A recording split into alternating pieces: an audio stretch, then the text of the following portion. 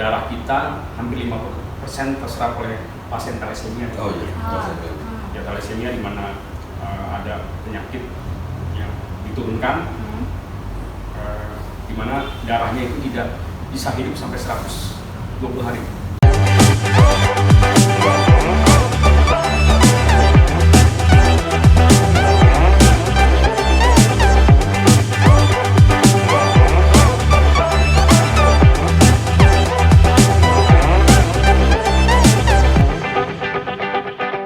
RCL 95,7 kami ada bersama Anda, sahabat RCL. Selamat pagi, siang, sore, malam, sahabat RCL. Kapanpun kalian menonton ini, sahabat RCL, saat ini Meju Nandi dan juga beserta kru yang bertugas di belakang layar sudah sedang berada di kantor PMI Kabupaten Sukabumi, sahabat RCL. Dan di kesempatan yang baik ini sudah hadir para narasumber kita yang pada gagah-gagah, bapak-bapak yang sudah hadir. Ada Bapak Dr. Horno Suito, selaku Ketua PMI Kabupaten Sukabumi. Selamat siang, Bapak. Selamat siang. Dan juga ada Dr. Ricky Juliani, Kepala UTD PMI Kabupaten Sukabumi. Ini kayaknya yang paling muda kayaknya, Dokter. Betul. Dan juga ada Bapak Dadan Iriani, selaku Kepala Markas PMI Kabupaten Sukabumi. Selamat siang. Siang. Dan sahabat RCL, bincang-bincang kita hari ini, sahabat RCL, itu akan mengenai PMI Kabupaten Sukabumi. Udah jelas lah ya. Hari ini kita bakal membahas mengenai program-program dan juga kegiatan-kegiatan PMI Kabupaten Sukabumi. Kita ngobrol sama Dr. Hondo dulu, Pak. Ya. Pak, kalau PMI itu kan pasti dengan darah ya. Walaupun sebenarnya bisa dibilang ada kaitannya, bisa dibilang nggak melulu darah gitu kan ya. Tapi pengen tahu Pak, kalau PMI itu sendiri sejarahnya seperti apa? Memang hadirnya itu untuk menghadirkan darah atau seperti apa, Pak? Boleh dijelaskan? Iya, terima kasih teman-teman dari Radio RCL yang pada siang hari ini sudah bisa meliput kami. Kami pada siang hari ini didampingi oleh Pak Dadan Iriana. Beliau adalah Kepala Markas di Polres Sukabumi. Kemudian ada Dr. Ricky, beliau memang masih muda dan masih luar biasa. Beliau Kepala Unit Transfusi Darah. Memang sejarahnya kayak didirikan itu memang dari para leluhur kita semua, kan, bahwa memang misi awalnya adalah misi kemanusiaan yang merupakan bagian dari prinsip 7 prinsip Kepala Merah. Yang salah satunya adalah kemanusiaan. Pada waktu itu memang di tahun 18-an terjadi perang di Slovenia, dan kemudian banyak sekali orang dari mulai yang meninggal, yang luka-luka, dan sampai cacat. Tidak ada orang yang bisa melakukan itu. Nah, kebetulan Pak Hidribunan itu hadir di situ, dan beliau akhirnya mendirikan Kepala Merah sendiri. Dan sejak dari situ kemudian di Indonesia, ya kan, Pak Karno setelah 1 bulan kita merdeka mendirikan PMI. Berarti 17 September ya? 17 September. Jadi PMI tidak jauh beda dari kemerdekaan. Betul. Berarti sudah hampir 70 lebih apa ya? Ya. 77 tahun ini 78 gitu kan ya. Berarti ada waktu berapa bulan ya? Sekitar 2-3 bulan menuju hari apa ya? Hari ulang tahun. Hari ulang tahunnya PMI.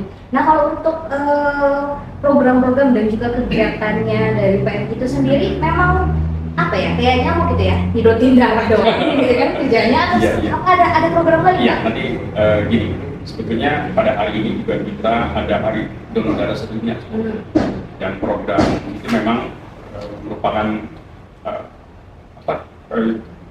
ya bagian dari PMI, karena PMI kita punya unit transfusi darah dan unit kencang. Nah, ini Pak Dadan dan Dr. Ricky, jadi kita ada 2 divisi, ya kan, yang bidang ini. Nah, program-program sendiri kita sudah berjalan sebetulnya, dan pada hari ini dalam rangka Hari Donor Darah Sedunia kita udah mulai. Bulan ini? Di bulan ini, bulan Juni, tanggal 14. Itu udah mulai dari tanggal 1 sampai tanggal 31, tanggal 30 ya, 1 bulan. Dan nanti puncaknya kita tidak mau pada bulan ini, tapi kita kepengen semua gabungan dari relawan, ya kan, kita kumpul nanti tanggal 17 September itu. Ada puncak. Kemudian program PMI sendiri, kita ada beberapa program yang selama ini kita jalankan 4 program. Pertama karena yang sudah jelas kita di bidang kebencanaan, kemudian kita ada program pertolongan pertama dan pelayanan kesehatan secara sosial, kemudian kita juga ada organisasi, terus kemudian kita ada diklat. Iya, kalau yang tadi itu kita kan bencana, kita ada bencana alam, bencana non alam, dan kemudian bencana sosial. Nah itu kita backup, ya kan, dan kita mendukung semua program pemerintah yang memang ada di PMI. Kemudian kita juga ada kegiatan yang pelayanan sosial. Misalnya salah satunya tadi jika masyarakat membutuhkan di dalam satu bencana, keluarganya hilang, ya kan, atau terjadi misalnya di salah satu ada kekerasan rumah tangga, yang kita akan turun membantu mereka. Jadi maksudnya ikut membantu juga? Ya, karena kita juga ada tim psikologi yang akan mendampingi. Iya. Ternyata PMI atau Palang Merah Indonesia itu nggak cuma ngambilin darah doang. Kelihatannya nggak cuma transferan donor darah doang, ada termasuk psikolognya juga ya. Iya. Perannya tuh ngapain berarti Pak? Pendampingan? Salah satunya itu trauma healing. Ya, kita nggak ada anak-anak yang tiap tahun anak-anak kita dapat pelatihan dari Jabar dan dari pusat, dan kita kirim sehingga mereka menjadi anak-anak yang bisa membackup lah. Betul, luar biasa. Berarti ternyata selama ini yang punya mindset kalau PMI itu pasti gunanya darah gitu kan, ternyata di dalamnya tuh ada aktivitas kemanusiaan, ada aktivitas sosialnya juga gitu ya. Nah, berhubung di sini ada 3 narasumber sahabat RCL, dan itu penasaran gini, ada kepala UTD dan juga ada kepala markas, ada juga ketua PMI sendiri. Bedanya apa? Perannya di mana? Gitu? Boleh dijelaskan? Nanti saya akan lempar pertanyaan ini ke Pak Kama, kepala markas dan Dr. Iki. Nah, kalau kepala markas ini membidangi kebencanaan tadi itu nanti dijelaskan oleh Pak Kama. Kemudian kalau Dr. Iki bidangnya untuk transfusi darah, nanti beliau akan menjelaskan poin-poin seperti apa, dan saya kira itu. Kalau saya ambil semua nanti betul. Pasti ada kesempatan ngomongnya. Boleh langsung dijelaskan dari Pak Dadan dulu, Pak. Ya, terima kasih. Assalamualaikum warahmatullahi wabarakatuh. Sebelum itu PMI dulu ya. Bahwa PMI adalah organisasi Palang Merah sedunia ya, yang tentunya di Indonesia, yang saat Indonesia itu dari mulai pusat sampai ke tingkat kecamatan ada PMI yang pengurusnya seperti itu. Jadi kalau di PMI itu ada Dewan Kehormatannya yang dipimpin oleh Ketua Dewan Kehormatan. Kemudian ada Dewan Pengurus yang diketuai oleh ketuanya yaitu Dr. Fanto Suwito. Bawahnya adalah juga ada markas. Markas itu yang melaksanakan operasional daripada kebijakan pengurus. Tentunya karena PMI itu berproses seperti sejarah tadi ya, sehingga melahirkan Undang-Undang Nomor 1 tahun 2008 bahwa 2018 bahwa pemerintah bersama PMI sudah barang tentu PMI itu secara administratif bertanggung jawab kepada PMI yang di atasnya, dan secara operasional kita mengingat kepada Pak Bupati sebagai pembina. Makanya Pak Bupati sebagai pembina PMI Kabupaten Sukabumi. Itu dalam hal Pak Bupati juga ada Badan Penanggulangan Bencana. Kita mengingat kepada SOP-nya kepada Badan Penanggulangan Bencana tentang status keadaan bencana seperti itu ya. Kemudian di markas. Bedanya markas dengan juga dengan kalau markas itu tadi sebagai pelaksana operasional daripada kebijakan pengurus, dan markas itu kedudukannya adalah tempat bernaungnya orang-orang PMI ya, di markas. Jadi ini kalau istilah kantor, nggak ada gedung atau kantor PMI, nggak ada ya, yang ada markas PMI ya, tempat berdiamnya para pengurus atau relawan di PMI. Markas kedudukan pengurus UDD juga sebenarnya ada di markas PMI, jadi semacam markas besar dari PMI. Di sini dari mulai staf markas juga berada para relawan, karena markas dibantu oleh para relawan. Sedangkan di markas itu staf markas dikepalai oleh kepala markas, dan di bawahnya ada kepala bidang penanggulangan bencana dan logistik. Kemudian ada pelayanan sosial kesehatan, kemudian juga ada divisi-divisi yang lain lah seperti itu. Kemudian tugas kerja daripada masing-masing divisi itu, markas itu khusus di bidang penanggulangan bencana, kemudian pelayanan sosial masyarakatan secara kemanusiaan ya, apa yang dinamakan dengan PP ya dok ya, Pertolongan pertama. Pertolongan pertama. Jadi di bencana alam itu kan ada sebelumnya kita ada paradigma mitigasi. Mitigasi itu pengenalan daerah rawan ya. Pengenalan daerah rawan itu kita kalau ke suatu tempat kita harus mengenali alam tersebut. Apakah itu ada di tempat pergeseran tanah atau pusatnya bencana gempa itu kayak sesar itu ya. Kemudian rawan banjir di situ. Kemudian juga ada longsoran nanti, itu mitigasi harus dikenali bahwa masyarakat itu sangat penting. Kalau memang kalau di Jepang juga tidak walaupun sering gempa bumi karena mereka sudah tahu cara penanggulangan, bagaimana cara mengenal alam itu dengan cara membuat rumah-rumah yang anti gempa seperti itu ya. Kemudian kita berada di daerah mana di patahan atau sesar atau di daerah mana loh. Jangan sampai membuat rumah itu di tebing-tebing ya dok ya. Kemudian bikin rumah di sepadan sungai. Itu kalau ada banjir bandang ya ke bawah terbang sungai. Itu kan pengetahuan itu harus disosialisasikan paradigma mitigasi. Sekarang banyak kasus tenggelam karena mereka tenggelam tanpa ada pengetahuan ya dok ya. Kita harus disosialisasikan, harus bawa pelampung, harus bawa karbinet, kemudian juga harus bisa berenang. Itu nanti PMI mau mensosialisasikan mitigasi secara ke masyarakat kepada sekali. Jangan sampai terlalu banyak risiko hidup minimalisir tenggelam.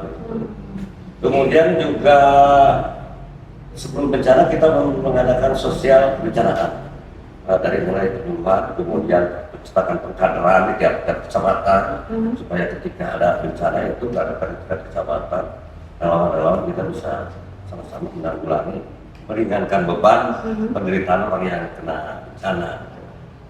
Kemudian setelah bencana itu terjadi kita membuat posko di sana lah. Sudah membuat posko, kita mengadakan asesmen, kita harus pelajari bantuan apa, jenis korbannya seperti apa, kita asesmen. Sesudah kita asesmen baru kita memberikan bantuan kesehatan, penanggulangan kesehatan. Kita memberikan bantuan darurat berupa bahan pangan ya, bahan selimut dan sebagainya. Itulah saat kejadian bencana. Kemudian setelah peran PMI di situ juga kan mengevaluasi setelah dievaluasi tindak lanjut apa yang seharusnya kita lakukan.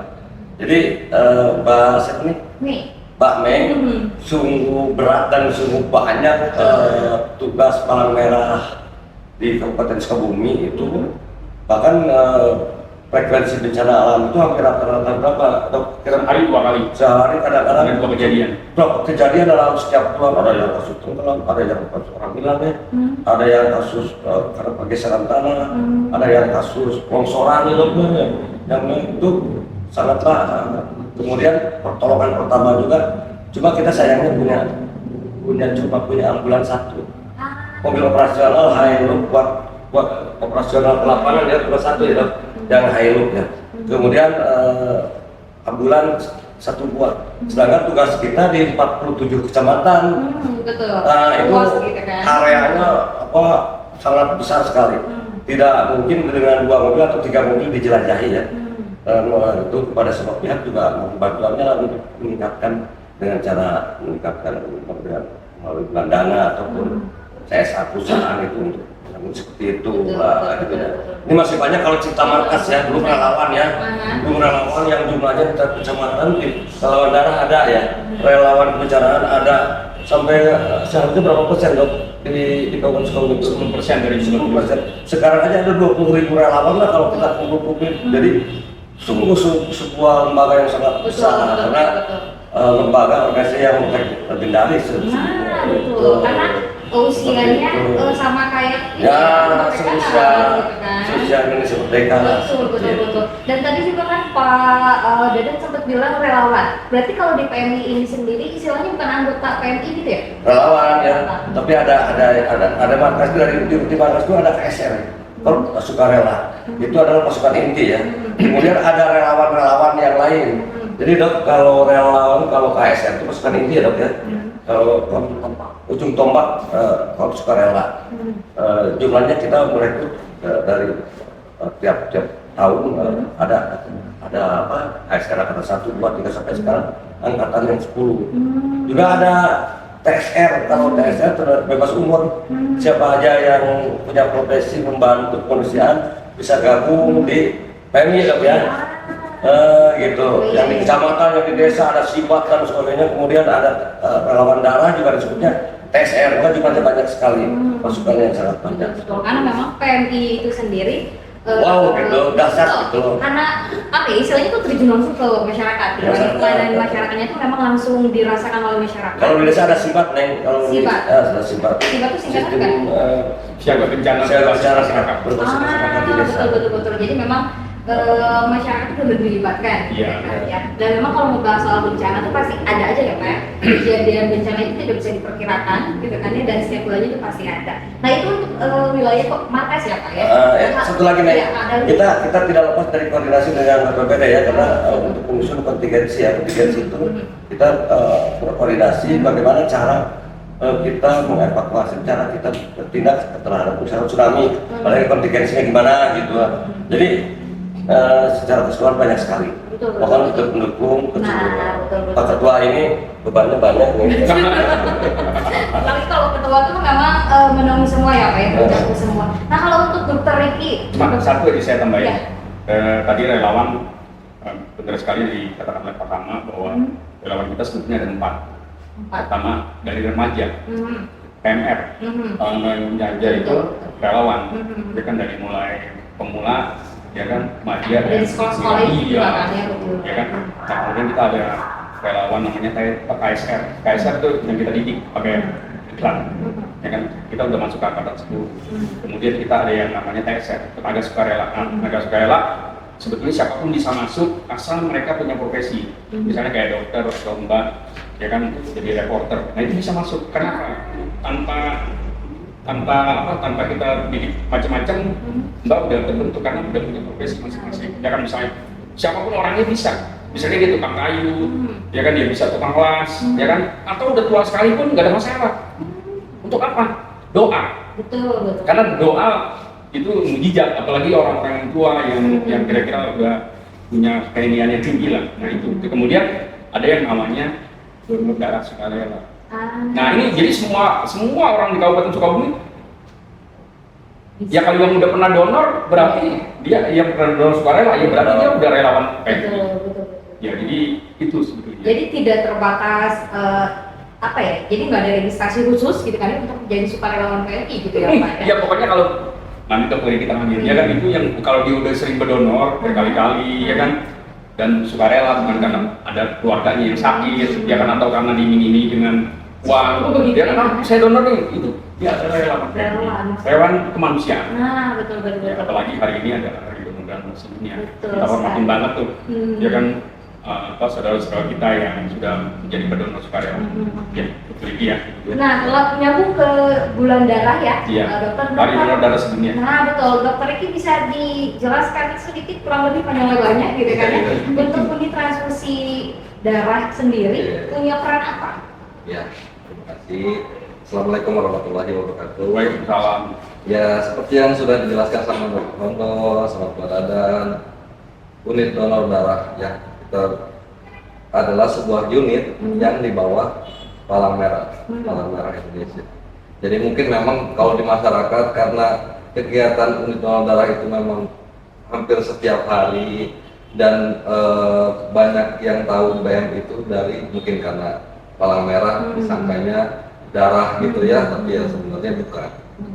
Unit donor darah ya unit yang di bawah PMI, yang dimananya dia sebuah unit yang nirlaba yang bertugas sebagai penanggung jawab pelayanan darah di daerahnya, di mana di sini berarti unit donor darah di Kabupaten Sukabumi. Tugasnya apa? Tugasnya ya memang kalau tadi Pak Dadan Rondo menjelaskan PMI dalam segi luas sekali, banyak sekali program, perencanaan, penanggulangan dan segala macam tentang bencana. Tapi kalau donor darah, unit donor darah dia bertugas tentang pelayanan darah. Pelayanan darah itu apa aja? Memang kalau dibilang darah cuma satu yang kita urus darah, tapi di dalam situ juga banyak sebenarnya tanggung jawab dan kewajiban yang harus kita penuhi sebagai penyedia pelayanan darah di Kabupaten Sukabumi. Yang pertama dari perencanaan dulu, perencanaan kita bersama pemerintah dan rumah sakit itu merencanakan kebutuhan darah untuk pasien-pasien di Sukabumi ini, Kabupaten Sukabumi sebanyak apa per bulannya, per tahunnya. Jadi kita bisa tahu kebutuhan darah kita yang harus kita penuhi itu seberapa banyak. Yang kedua ya pasti kita harus menumbuhkan jiwa sosial atau jiwa kesukarelaan yang tadi Dr. Honda bilang bahwa pendonor darah itu ya sudah relawan PMI gitu ya, yang mendonor darah secara sukarela tanpa ada paksaan, tanpa ada imbalan. Makanya benar-benar sukarela. Karena secara teori juga darah paling baik itu darah yang sukarela. Jadi beda orang yang mendonorkan darahnya karena keluarga sakit dia harus donor darah dibanding dia yang secara sukarela datang di gedung PMI atau datang di acara-acara donor darah yang kita adakan mobile unit. Itu beda dari segi kualitas, dari mutu, beda itu. Jadi si komposisi darah, kualitas darahnya, ya itulah makanya kami selalu tidak bosan-bosan untuk masyarakat Kabupaten Sukabumi sosialisasi dan ya mengingatkan kembali bahwa banyak sekali pasien-pasien yang sangat membutuhkan darah di Kabupaten Sukabumi. Yang dimana kadang-kadang kita juga kewalahan untuk memenuhi kebutuhan darahnya. Itu makanya kami selaku unit donor darah selalu hampir setiap bulan kita berkeliling, mulai dari tingkat kecamatan sampai ke tingkat desa. Kita selalu berusaha sosialisasi ke masyarakat.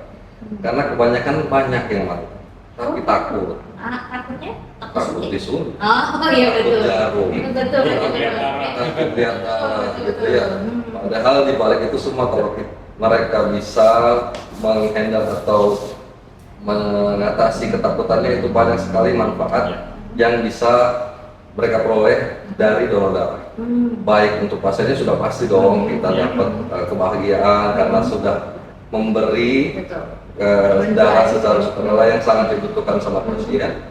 Yang kedua untuk tubuhnya sendiri juga sangat bagus sekali, banyak sekali manfaat kesehatan yang rutin berdonor darah secara sukarela. Nah betul, itu yang harus dijadikan mindset masyarakat ya, karena orang mungkin berpikir kalau donor darah takut darahnya habis, ya kan?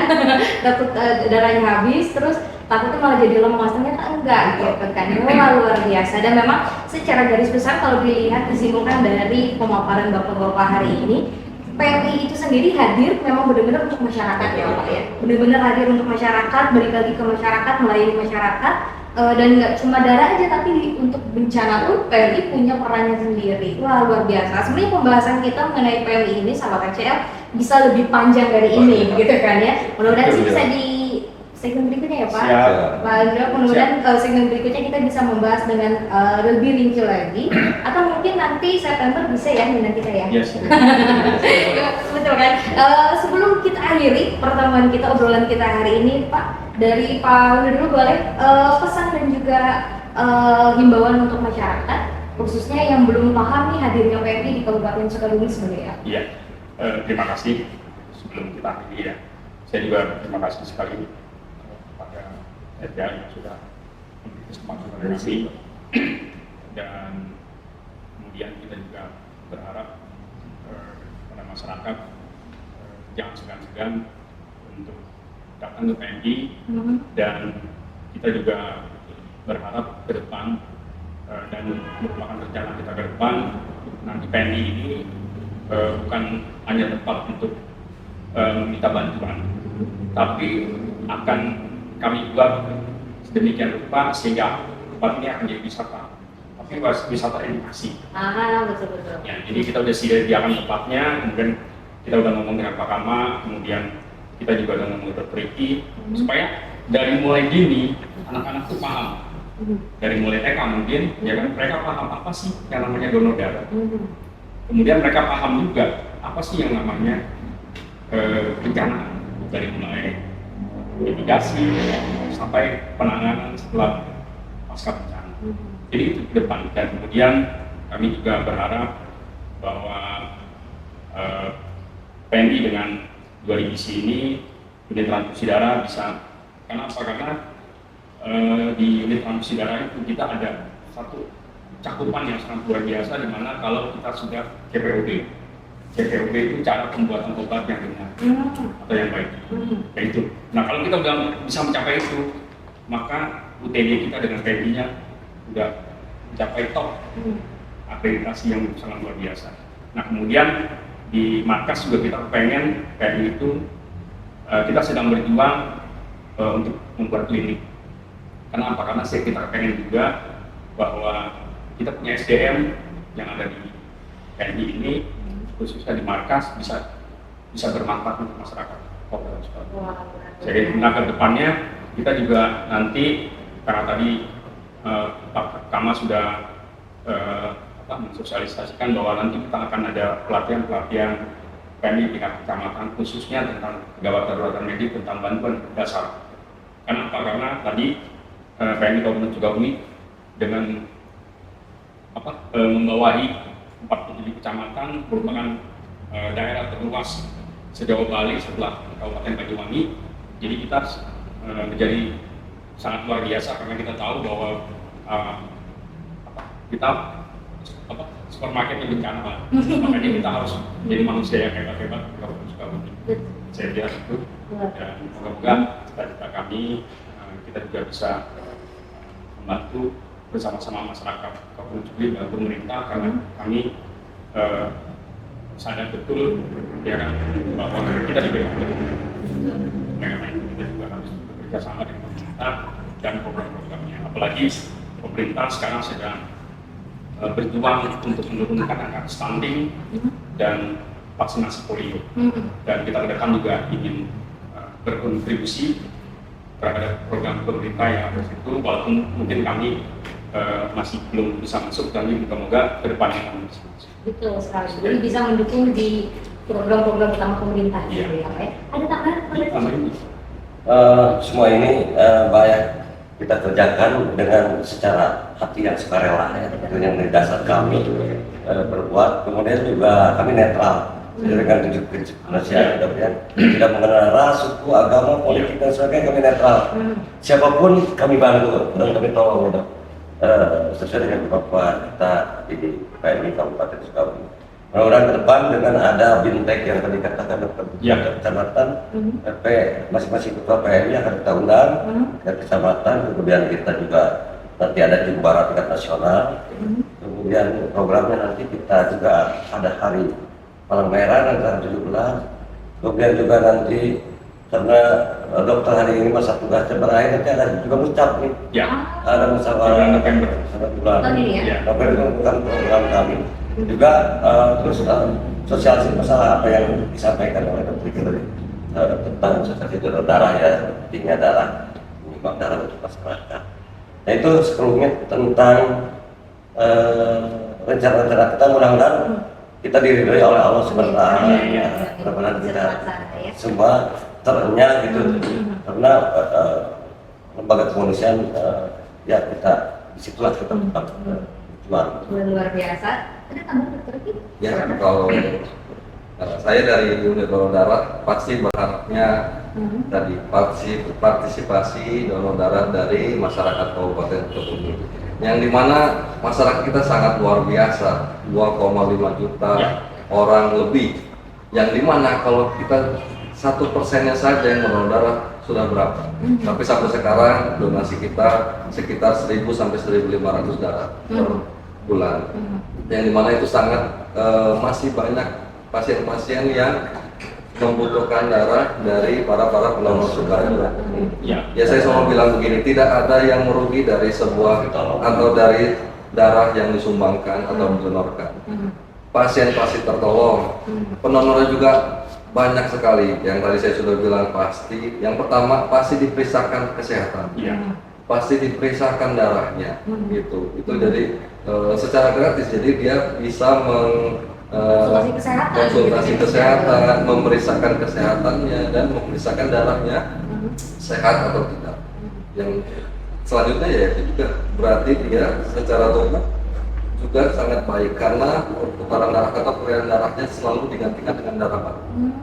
Dan mungkin yang banyak tertarik karena donor darah juga menghilangkan kalori 400 sampai 500 kilokalori per donor darah. Bisa lihat ya. Iya, itu pasti banyak yang tertarik, ibu-ibu seperti itu. Makanya selain itu ya banyak sekali. Jadi kalau mau kurus donor darah. Nah, itu seperti itu yang kita Emang bisa kurus ya, Dok? yang kita perlukan cuma menghilangkan atau ini menyingkirkan rasa takut karena donor darah. Nah betul, luar biasa. Jadi betul kata dokter Iki tadi ya, kesimpulannya jangan takut, darahnya itu didonorkan.